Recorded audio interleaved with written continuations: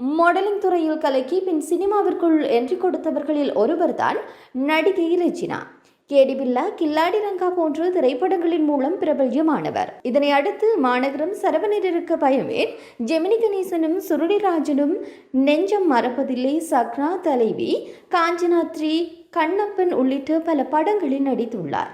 இவருடைய நடிப்பில் அடுத்து அஜித் நடிப்பில் உருவாகியிருக்கும் விடாமுயற்சி படத்தில் முக்கிய கதாபாத்திரத்தில் நடித்திருக்கின்றார்.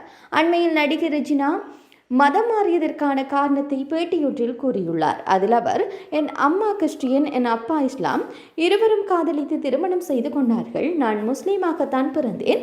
6 வருடங்கள் என் பெயர் ரெஜினா இல்லை, வேறு பெயர்தான். என் அம்மா அப்பா விவாகரத்தான பிறகுதான் அம்மா நான் ஏதாவது ஒரு மதத்தை பின்பற்ற வேண்டும், அதுதான் சரியாக இருக்கும் என்றார்.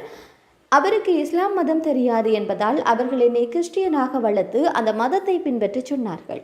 அதன் பின்பே ஞானஸ்தானம் பெற்று பைபிள் படித்தேன் என்று அவர் கூறியிருக்கின்றார்.